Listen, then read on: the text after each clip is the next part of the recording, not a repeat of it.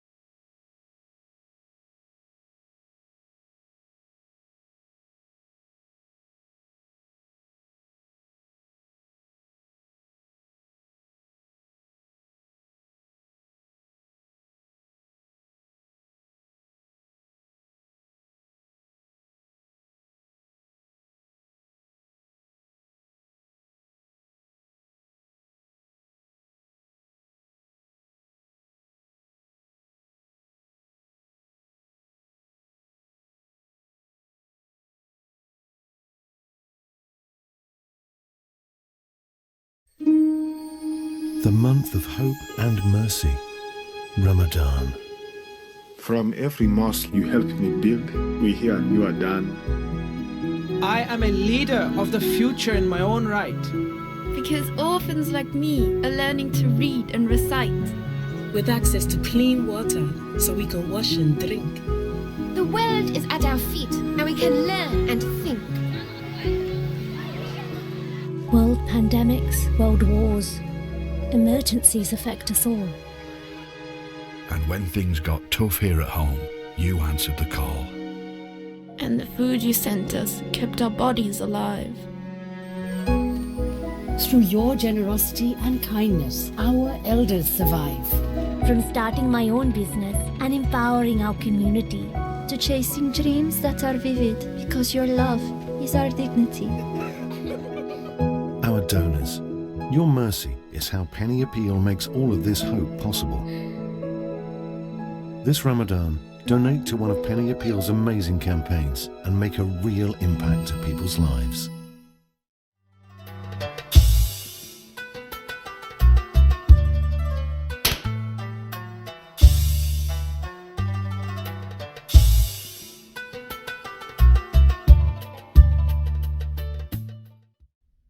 Assalamu alaikum everyone, and welcome back to Breaking Dates, our iftar series here with Penny Appeal Canada. We hope everyone is enjoying the Ramadan. I know that it's a different Ramadan for us this year, but inshallah ta'ala, you are close with your family and friends and you are all safe and healthy and now getting ready to enjoy some good food after a long fast.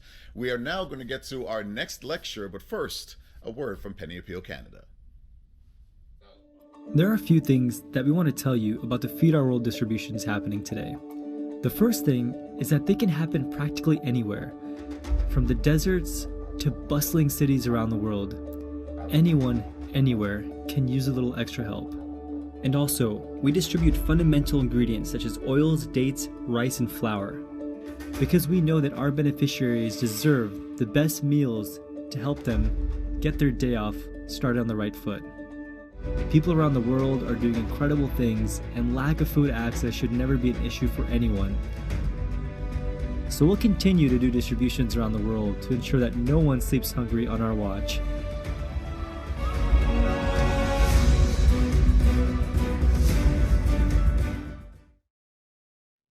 Bismillahirrahmanirrahim. Assalamu alaikum everyone. Welcome to today's reminder. Alhamdulillah, it's a pleasure to be with you. My name is Razia Hamidi.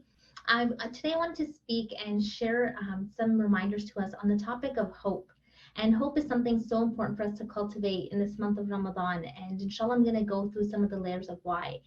Realizing that when our hope in Allah subhanahu wa ta'ala is limited, when it diminishes, we actually diminish our relationship with Allah, because our aspirations and having good opinion of Allah subhanahu wa ta'ala is all tied to hope. It allows us to worship, it allows us to plan, it allows us to make dua to Allah subhanahu wa ta'ala from a place of hope and aspirations for future, of knowing that Allah subhanahu wa ta'ala will be our protector, our helper. But when we lose hope and when we fall into despair, which is a tool and a trick of shaitan, it prevents us from really reaching for Allah subhanahu wa ta'ala. And so inshallah today I hope to share a few words of reminder around this topic and something to uplift all of us during this blessed month, because Ramadan is about cultivating hope. It's about coming closer to Allah subhanahu wa ta'ala from a place of hope, from a place of abundance, inshallah. So with that, we'll start. Bismillah ar-Rahman ar-Rahim. Allahumma salli ala Sayyidina Muhammad abdika wa nabiyyika wa rasulika nabiyil ummi wa alihi wa sahbihi wa sallam. And I wanted to first start with some reflections from Surah Luqman, because it just puts things into perspective. When we approach the topic of hope, for us to really understand what Allah subhanahu wa ta'ala is speaking to, and you have to have the context of the reality that Allah subhanahu wa ta'ala poses to us in the Quran. And there's, if you go through the last few verses of Surah Luqman, Allah subhanahu wa ta'ala just lays out for us really the recipe of the mindset and the shift we should have towards dunya, our perception of dunya. So in the last 5 verses of Surah Luqman, Allah subhanahu wa ta'ala says that that is because Allah is the truth, the reality, and that what they call upon other than Him is falsehood. And because Allah is the Most High, the Grand. Do you not see that ships sail through the sea by the favor of Allah, that He may show you of His signs?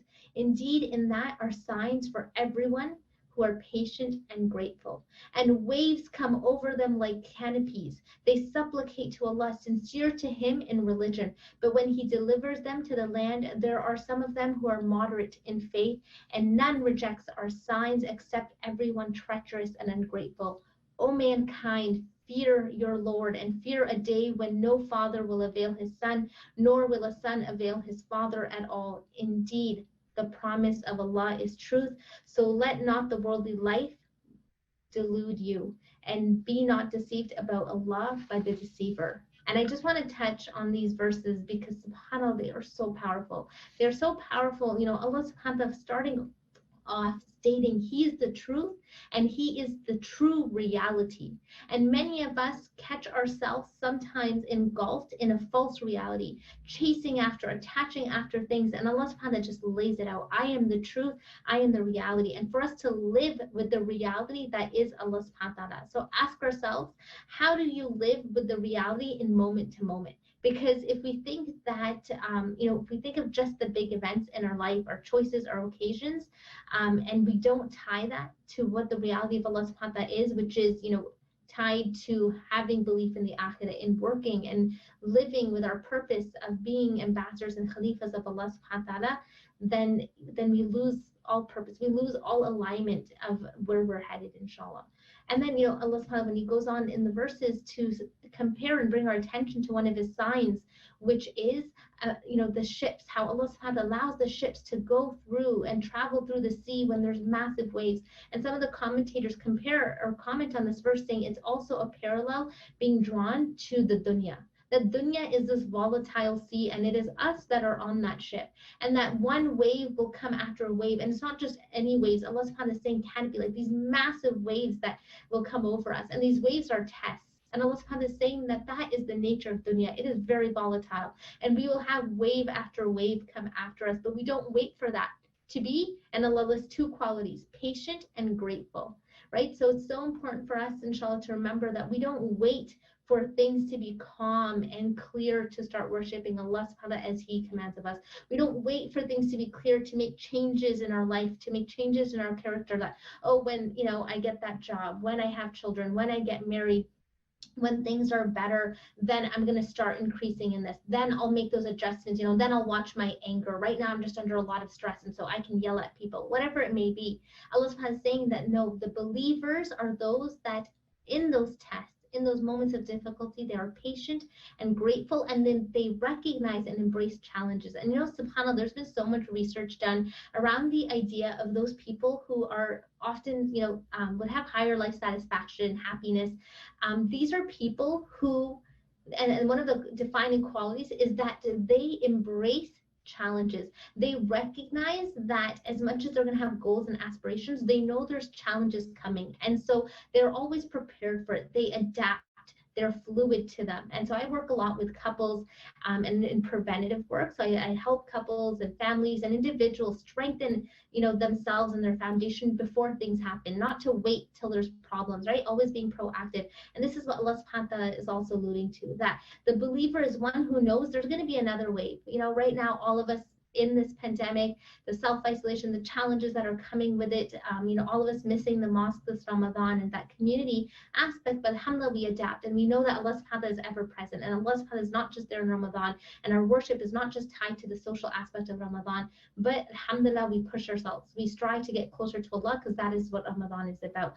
And so Allah is saying there will be another wave. So inshallah, the COVID-19 will be something in our rear view mirror, it will be something of the past, but there will be new tests in our life, and we don't wait on those, but we always have this, inshallah, strive to have these qualities and connect ourselves to gratefulness and patience. And hope is a branch of those. Hope is a branch of those, because when you are grateful, alhamdulillah, it leads to having hope in Allah subhanahu wa ta'ala. Because when you're constantly grateful for the blessings and things around us, and you take those moments to pause, it truly helps us, alhamdulillah, cultivate that. And then Allah subhanahu wa ta'ala, talks about three categories of people. And so He says there's a ship and they've gone through it, and Allah subhanahu wa ta'ala saves them. And Allah subhanahu wa ta'ala says there's three categories of people on the ship.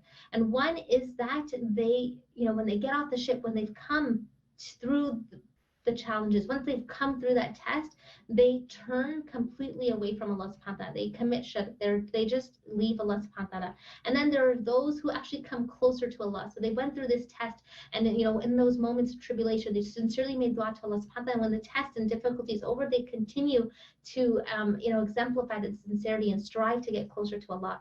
And then there's a last category that Allah subhanahu wa ta'ala talks about. And He says those are the people who are extremely grateful, and they do not assign themselves, they don't assign anything to Allah subhanahu wa ta'ala, even though they learned the truth. So these are people who in those moments maybe were sincere in their dua, and they tried to get, they relied on Allah subhanahu wa ta'ala in that moment of difficulty. But once they are delivered to safety, they're like, oh, that was from me. That was from my efforts. I made it through. And so Allah subhanahu wa ta'ala warns us of that, of not to follow into those categories. And so inshallah, for us to pause and be introspective on, what category do I fall into? And may Allah make us of those who draw closer to Him through every test.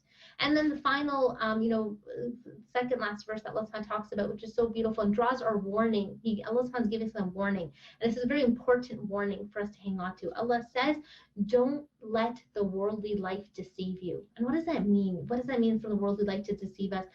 Shaitan takes advantage of our carelessness and our downtime. Entertainment, some of us just live our life season to season, and I don't mean the actual weather, but I'm talking about shows. Some of the people are waiting for the next sports season to launch, the next show season to start, and unfortunately, everything around us is around this mentality of marketing, capitalism, which is all driven for pleasure and entertainment. It's constantly, people who are just seeking pleasure, and this truly leads one astray. This takes us away from Allah subhanahu wa ta'ala when that is all we crave and that's all we want to be attached to. We really fill ourselves up on emptiness. And so a lot of us, if you fall into where you're always just kind of watching shows when you have that downtime, or you're just looking to food for satisfaction, you don't end up feeling better. A lot of the times these things that we think will bring us pleasure actually take us further from Allah subhanahu wa ta'ala.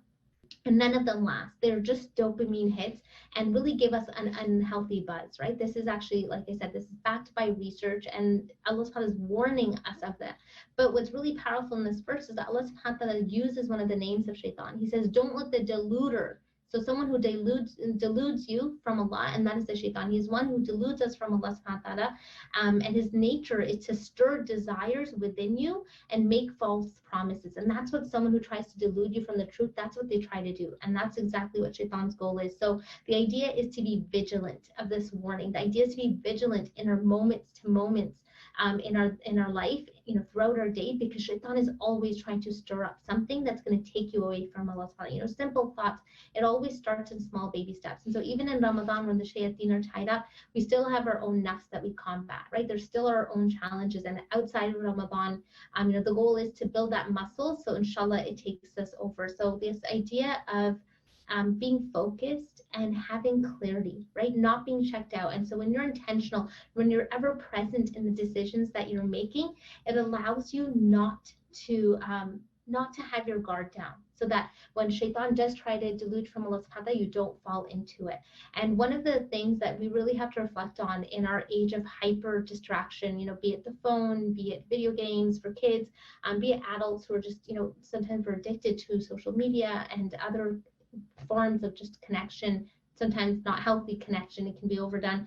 It comes at a cost. There's a heavy cost we're paying for this hyper distraction, and a lot of the times it's this mindlessness. It's this mindlessness of scrolling, of watching endless YouTube videos, whatever it may be that your challenge is, and that's when shaitan can easily infiltrate, and it's important for us to be conscious of that. So I wanted to start off with those verses because I found them very powerful, inshallah, and kind of lay the way for us to talk about hope, and inshallah, just kind of that groundwork that we need to reflect on. So remembering that we always have this mindset of knowing that dunya is volatile, just like Allah said with the seas, and that doesn't take away from us having hope. So one of the beautiful quotes that Ibn Ata'Allah talks about when he talks about the idea of hope, he says, if you find yourself having less hope in Allah when you make a mistake, then realize that you are only relying on your work, not on Allah's mercy. Such a beautiful quote, subhanAllah. Let me say it again. If you find yourself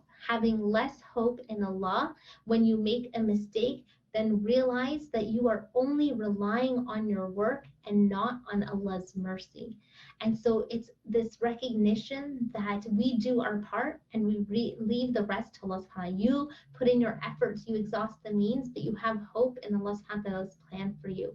And hope is really an act of will. It's a choice that you make in every moment, in every, thing that you do. Hope is a choice that we get to make.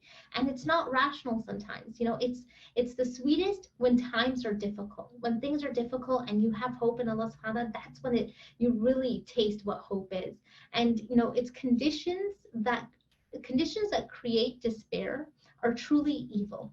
And we should never take people away from hope. We should never tell someone, messaging that takes them away from Allah subhanahu wa ta'ala, where they have less hope in making dua or making tawbah. That's something we have to be very mindful of. And anything that does take someone away from hope and puts them in despair is truly evil and really satanic. This is something that is a tool of shaitan to make people fall into despair, and may Allah subhanahu wa ta'ala protect us from that. And so we have to be very cautious if there's, often we find this with family members. Someone is so hurt by someone, we may, use language that really diminishes the hope that they may have in Allah subhanahu wa ta'ala. So we have to be very cautious of that.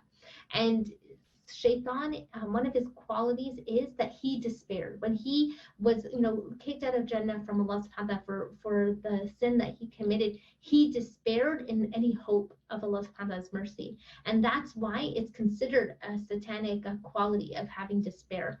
And anything, there's nothing more that Shaitan delights in than despair. There's nothing that gets him more happy when a believer has fallen to despair, because what's the danger? And then it's important for us to understand despair, because then we understand hope, right? So when we fall into despair, it takes you away from worship, because now you fear that your worship's accepted. You don't make dua, having trusted Allah subhanahu wa ta'ala, really hoping for good outcomes and having this positivity.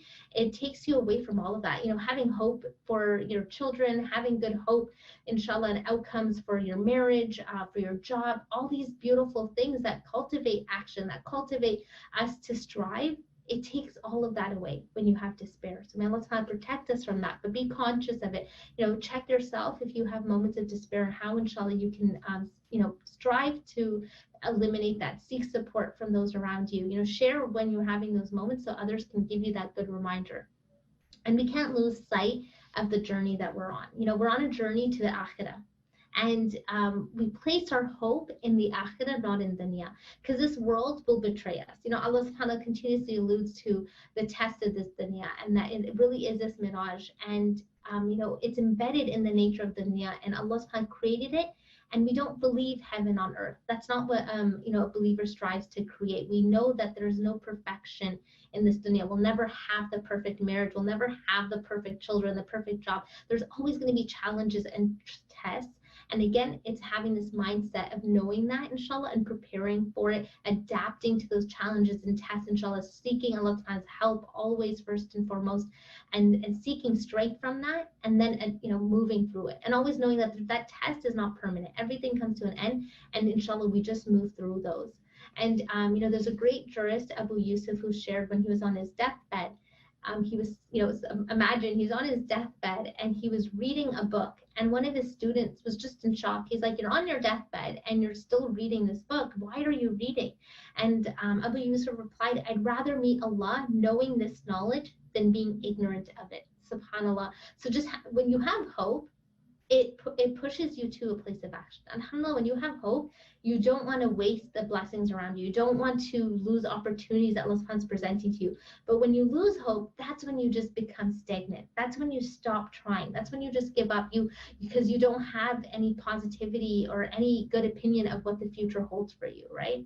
And that's true hope, not hope in this world that things will happen. Like I said, crises and difficulties will happen, but we have to build the spiritual fortitude to get through it. So that, this is difficult right now, but inshallah, I'm going to come out of this stronger. Inshallah, I know that this difficulty I'm facing right now, like I said, I know everyone's going through something, right? We all have a difficulty in test. May Allah kind of ease it for us and make us, give us strength through it. And we're all going through something, but we understand that I'm working for the akhirah. And so that pushes you, inshallah, to go through it. In Surah Al-Baqarah, Allah subhanahu wa ta'ala says in verse 155, and we will surely test you with something of fear and hunger and a loss of wealth and lives and fruits, but give good tidings to the patient, subhanAllah. And why are they patient? Why are the people, why do they have this quality, even though they're going through so many difficulties? Why are they patient? Is because they have hope. And there is a meaning in these tribulations. They attach a meaning to these tests that they're going through, because when we remove meaning from a test, that's when people fall into despair. So as a believer, everything that's happening around us, anything that we're going through, we understand that alhamdulillah, there is meaning in this. There's a reason Allah subhanahu wa ta'ala putting me through this, bringing this challenge in my life. I don't know it right now. I may not ever know it, but I know that there's khair in this. And another beautiful hadith where the Prophet sallallahu alaihi wasallam says, how beautiful is the affair of the believer, where everything for him is good. And that's what we hold on to, right? We hold on to that promise of Allah subhanahu wa ta'ala, and knowing that it's really it's really finding the meaning. And sometimes even if we don't find the meaning, we know that there's good for us, and we hold on to that, and that inshallah breeds hope. And if we're not doing spiritual work in ourselves, if we're not regularly gaining knowledge, reflecting on our growth, we are going to face burnout. And that's a reality. And so you cultivate hope. How do you, a lot of people are like, okay, so what's the magic recipe for hope? And, subhanAllah, there's no one thing that just helps us adapt to hope, but it's rather continuously filling it. And you fill it with knowledge of Allah subhanahu wa ta'ala. You fill it by connecting to Allah subhanahu wa ta'ala's words. And so alhamdulillah, being in Ramadan, the month of the Quran, find that time to regularly just sit, even if it's with a few verses, and have that deep contemplation. Connect with those verses. Know that in those verses, Allah subhanahu wa ta'ala is speaking to you. Know that when Allah subhanahu wa ta'ala says, and we will surely test you with something of fear and hunger and a loss of wealth and lives and fruits, and give glad tidings to the patient, read that verse and know Allah subhanahu wa ta'ala is speaking to you in that verse. That verse is just for you as you're reading it in that moment, and sit with it, connect with it, right? And so inshallah, we cultivate hope by continuously having this watering.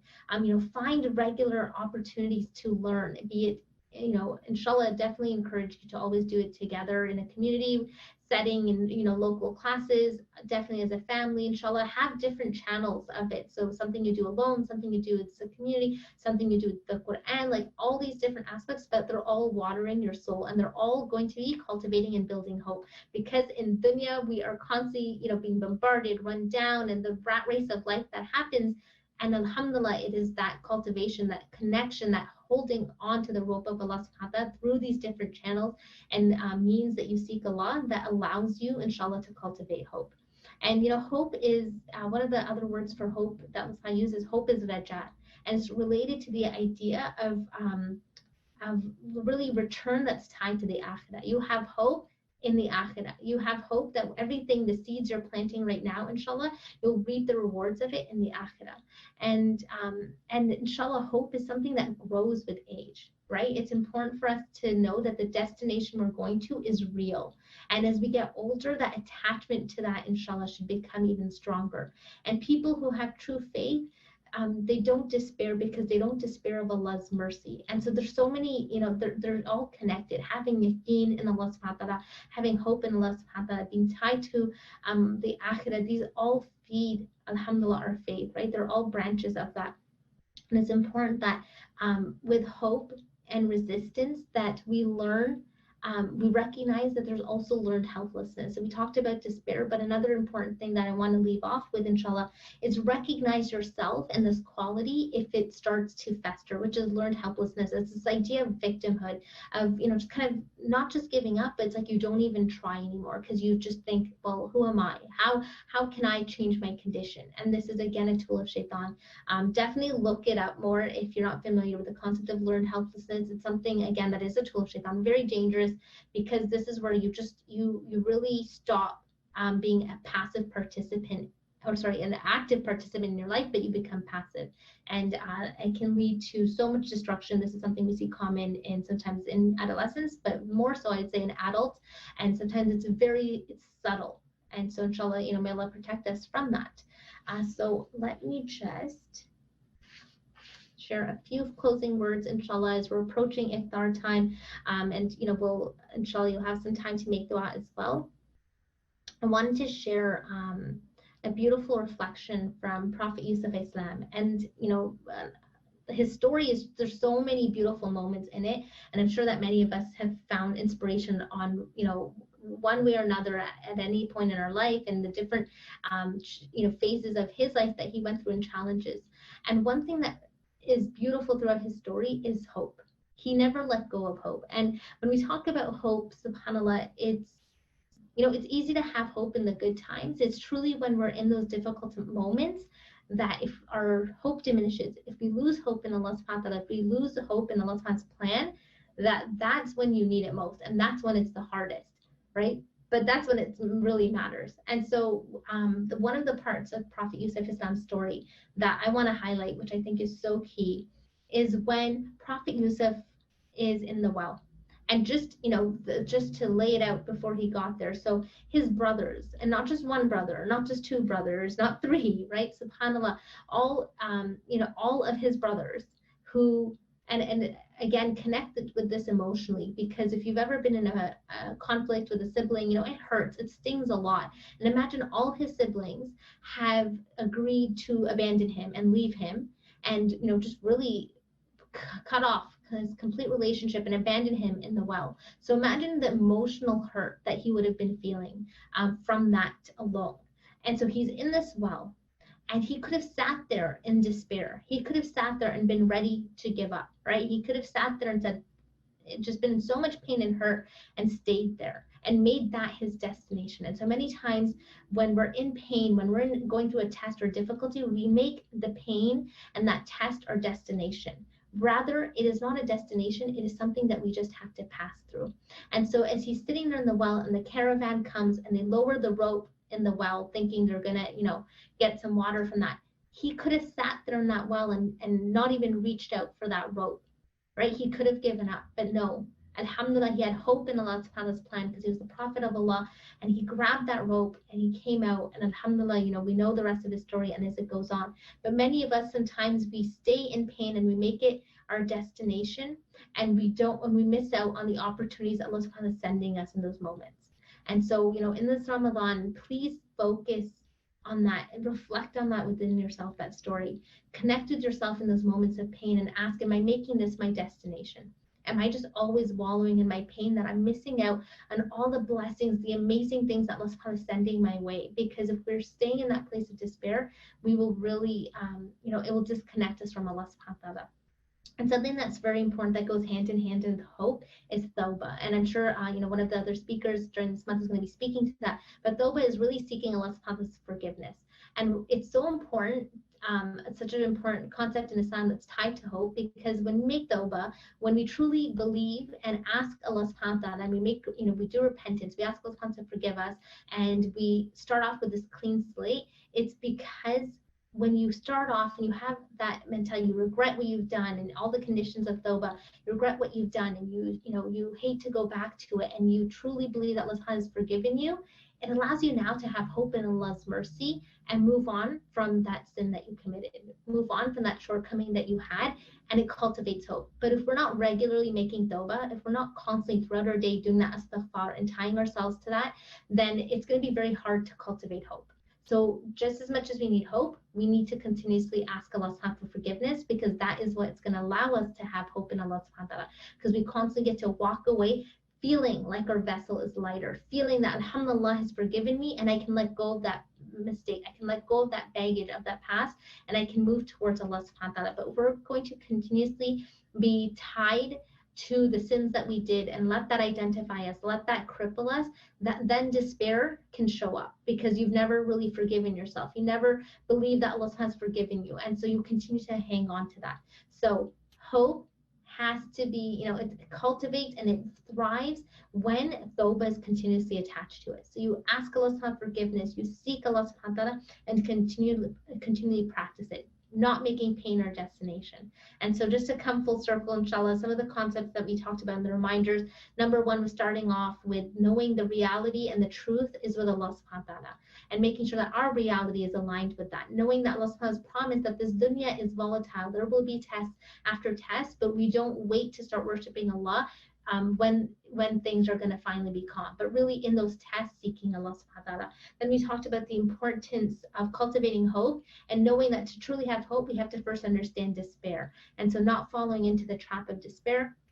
And understanding that hope is being tied to the akhirah. Hope is tying meaning to the difficulties that we go through. And when we have hope in Allah subhanahu wa ta'ala, it allows us to thrive and get closer to Allah. It allows us to take action. It allows us to be people of benefit, inshallah, not only for ourselves, but for those around us.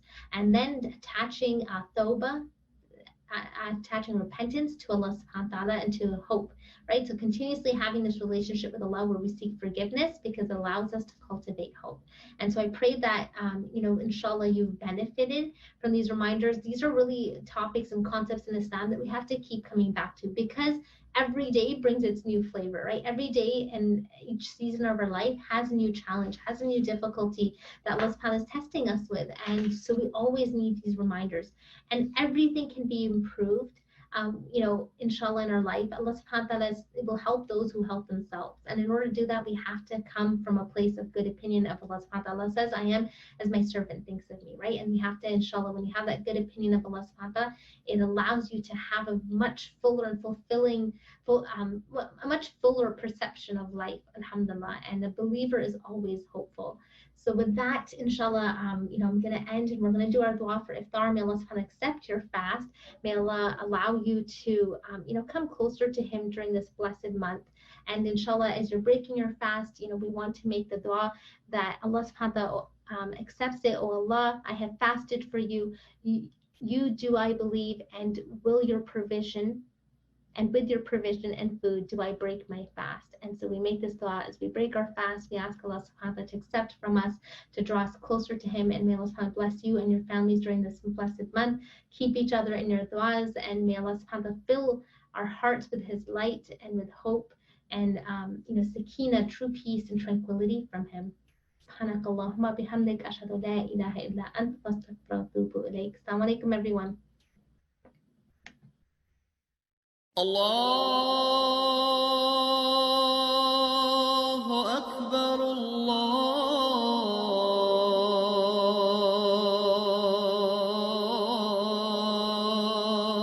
الله أكبر أشهد أن لا إله إلا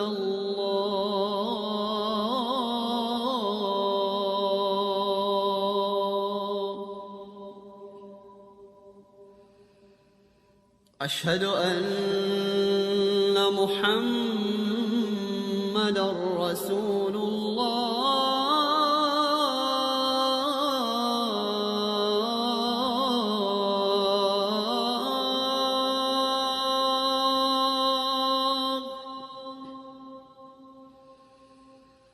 أشهد أن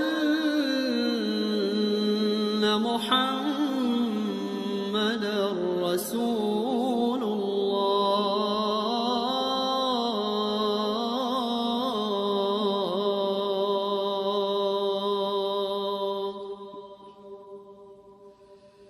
حي على الصلاة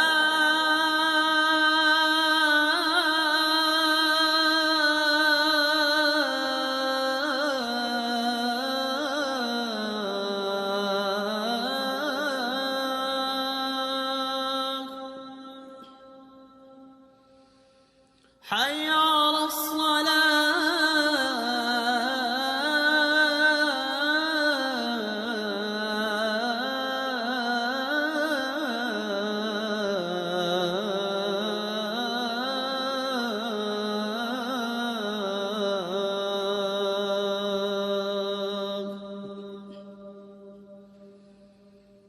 حي على الفلاح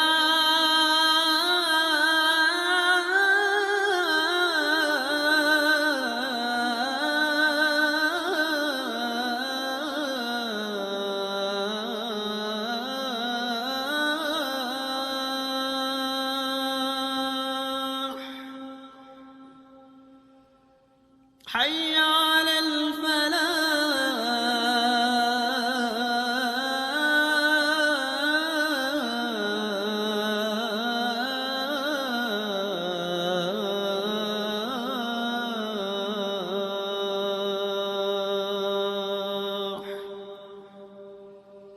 Allah